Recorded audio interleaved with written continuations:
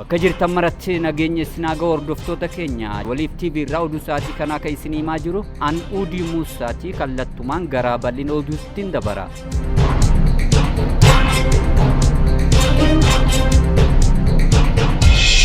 Lammiilee Itoophiyaa mana hidhaa Saawudii Arabiyaa jiraniif dhiifamni taasifameeti jira jedhame. Lammiilee Itoophiyaadhaa mana hidhaa Saawudii Arabiyaa keessatti yeroo dheeraadhaaf hidhaa turaniif dhiifamni taasifamee jiraachuun ibsameeti jira. Ministeerri dhimma alaa Itoophiyaadhaa lammiilee Itoophiyaadhaa manneen hidhaa Saawudii Arabiyaa garaagaraa keessa jiraniif dhiifamni taasifamee jiraachuu isaa ibseeti jira. Lammiilee Itoophiyaa lakkoofsaan 1655 kanneen mana hidhaa Saawudii Arabiyaa keessatti hidhamanii argamaniif dhiifamni taasifamuun isaa ibsameeti jira. Lammiilee Itoophiyaa 1655 kanneen Saawudii Arabiyaatti hidhamanii turan adeemsi murtii isaanii addaan cituudhaan dhiifamni godhameefii akka jiru ministeerri dhimma alaa Itoophiyaadhaa ibseeti jira. Ministeerichi lammiilee Itoophiyaa kanneen dhiifamni godhameefii jiru kan ammoo embaasii Itoophiyaa Riyaaditti argamuu fi waajjira qoonsilaa Jiddatti argamu wajjin ta'uudhaan hojii dippiloomaasii hojjetameen dhiifamni kun argamee jiraachuudhaas ibseeti jira.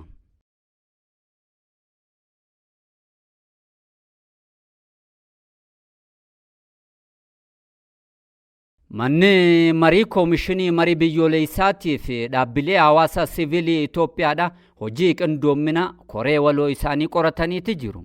Manni marii koomishinii marii biyyoolessaatii fi dhaabbilee hawaasa siviilii Itoophiyaadhaa hojii qindoomina waloo isaanii qoratanii jiraachuun ifoomeeti jira. Manni marii koomishinii marii biyyoolessaa Itoophiyaadhaatii fi dhaabbileen hawaasa siviilii Itoophiyaa adeemsa qindoomina fooyyessuudhaatii fi qophii yaa'ii marii biyyoolessaa irratti fuulleeffachuudhaan hojii qindoomina koree waloo isaanii qoratanii jiraachuun ifoomeeti jira. Pireezidaantiin mana marichaa obbo Ahmad Hussein fi Daarektarri olaanaan dhaabbilee hawaasa siviilii Itoophiyaadhaa obbo Tarrafaa Dhageettiidha. Mechummaa dhaabbilee lameenii daran cimsanii akka itti fufan mirkaneessaniiti jiru. Manni marii dhaabbilee hawaasa siviiliidhaa qophii marii biyyoolessaa irratti hubannoo uumuudhaaf hojiilee adda addaa hojjetaa jiraachuun isaatis ibsameeti jira. Keessattuu jaan ergaawwan marii biyyoolessaa ilaalchisuudhaan miidiyaalee fayyadamuudhaan hawaasa biraan gahuudhaaf sochiin eegalamuudhaas ibsameeti jira. Koomishinichi erga hundaa'ee kaasee dhaabbileen kunniin sanada waliigaltee mallatteessuudhaan mechummaadhaan hojjechaa turuudhaas ifoomeeti jira. Yeroo ammaatis xiyyeeffannoo guddaa kora biyyoolessaa irratti kennuudhaan waliin hojjechaa kan jiran ta'uun ifoomee ka jiru yeroo ta'u walitti dhufeenyi dhaabbilee kana mariin biyyoolessaa milkaa'inaan akka xumuramuuf bu'uura cimaa kan kaa'us ijaameeti jira.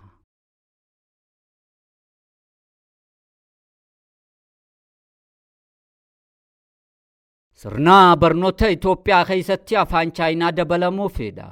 Sirna barnoota Itoophiyaa keessatti afaan Chaayinaa baratamuudhaaf akka ta'e ifoomeeti jira. Itoophiyaa fi Chaayinaan sirna barnoota Itoophiyaa keessatti afaan Chaayinaa akka dabalamuuf walii galaniiti jiru. Afaan Chaayinaadhaa sirna barnoota Itoophiyaa keessatti waggoota 5 akka hammatamuuf kan dandeessisu waliigalteen mootummaa Itoophiyaatii fi mootummaa Chaayinaatiin mallatteeffameeti jira. Waliigaltee kanaan ministeera barnoota Itoophiyaatti deetaan ministeera Piroofeesar Kindayaa Gabrehiwootii fi ambaasaadarri Chaayinaa kan Itoophiyaadhaa Chiinhaay walii mallatteessaniiti jiru. Waliigalteen kun ammoo kan taasifame Itoophiyaadhaa fi Chaayinaan bara dabre muddee 26 bara 2017 akka lakkoofsa Itoophiyaatti afaan Chaayinaa sirna barnoota Itoophiyaa keessatti babal'isuun akkamitti akka danda'amu irratti eega mari'atame booda jedhameeti jira. Yeroo sanitti ministeerri barnootaa Piroofeesar Biraanuu Naggaadhaa Daarektarri olaanaa jiddugaleessa barnootaa fi babal'ina afaan Chaayinaadhaa Yunfeng durfamu jila isaanii wajjin tattaaffii barnoota biyyoota miseensota BRICS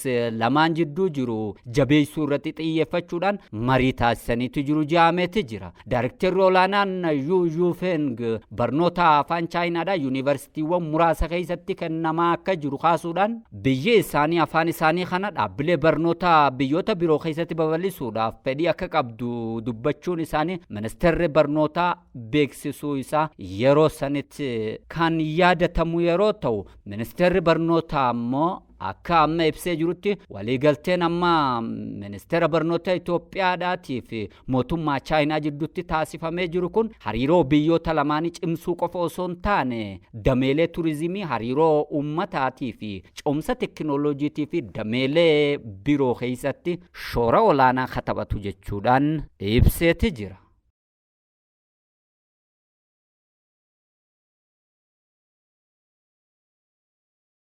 Abbaan Gadaa Tuulamaa sirna ginnaa buufachuudhaa raawwataniiti jiru.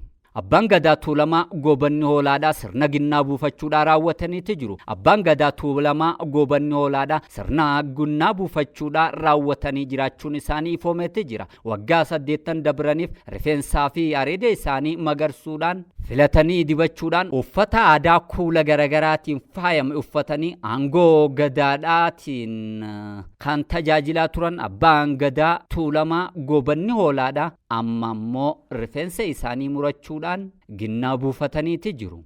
Bara gadooma isaaniittis aangoo kennameef sirnaan raawwachuudhaan jala bultii alangee dabarsuutti irratti kan argaman Abbaan Gadaa Tuulamaa sirna ginnaa buufachuudhaa raawwataniiti jiru. Sirni ginnaa buufachuu kun areedaa fi rifeensa mataa addachuudhaan uffata kuula hin qabne uffachuu of keessatti sirna hammatee yeroo ta'u, Abbaan Gadaa Tuulamaatis wayita jala bultii alangee dabarsanii kennuu irratti argamanitti sirnicha raawwataniiti jiru. Akeekni sirna kanaatis ammoo aangoon bara gadaa isaanii raawwatamee jiraachuu kan akeeku jaameetti jira. Alangeen Gadaa Tuulamaa marsaa 7ffaan dilbata dhufu ardaa jilaa dhakaa hooratti dabarfameeti kan nama jaameetti eeggama.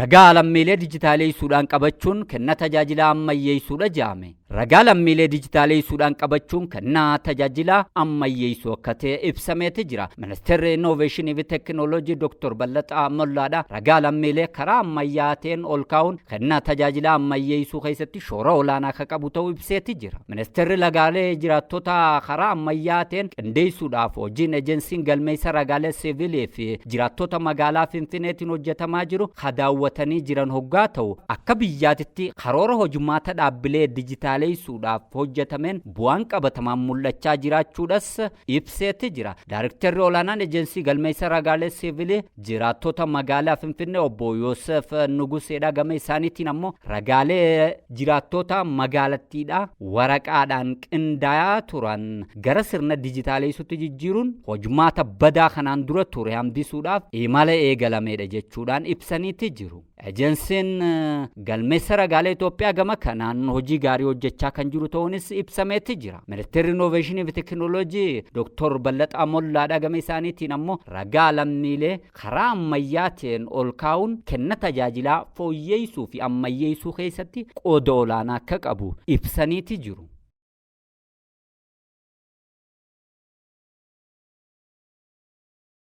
Oduu xumuraatii fi oduu biyyaalaatiin Ameerikaan dooniiwwan irratti haleellaa raawwachuu itti fufteeti jirti. Ameerikaan dooniiwwan irratti haleellaa raawwachuu itti fuftee ka jirtu yeroo ta'u guyyoota lameen darbaniif haleellaa walirraa hin citin kan kutaalee Iraan keessatti godhaa jirtu irratti dabalataan ammoo galoo galaana Pershiyaadhaatii fi hulaa Hurmuuz keessatti Ameerikaan dooniiwwan sochirra jiran irratti haleellaa raawwachuu itti fuftee ka jirtu ta'uu isii ajajni giddugaleessa waraana Ameerikaadhaa CENTCOM ibseeti jira. Ameerikaan doonii sadaffaa guyyaa har'aa qofatti galoo galaana Oomaan keessatti haleelluu isiidha ammoo Pentagon ibsee ka jiru yeroo ta'u Ameerikaan galoo galaana Oomaan keessatti doonii sadaffaa daaraa gooteetti jirti. Dooniin Ameerikaan haleelluu isiidha ibsitee jirtu kun ammoo doonii alaabaa biyya Ginii Bisaawodhaa ifirraa qabattee jirtu yeroo taatu doonittiin tun galoo galaana Oomaan keessatti rukutamtee ka jirtu ta'uudhas ajajni waraana Ameerikaadhaa CENTCOM ibseeti jira. Ajajni giddugaleessa waraana Ameerikaadhaa uggura cabsuudhaan boba'aa Iraan karaa galoo galaana Oomaaniin fe'attee dabruudhaaf tayaalaatti turteettiin doonii alaabaa biyya Ginii Bisaawodhaa qabdu takka rukutuu isaa ibseeti jira. Kun torbaanuma kana keessatti haleellaa Ameerikaan doonii irratti cimsitee itti fuftee jirtu kan akeekus jaameeti jira. Ameerikaadhaa fi Iraan guyyoota lameen dabran kana osuma marirra jiranii jidduudhaan walaleelaa kan jiran ta'uun isaanii ni yaadatama.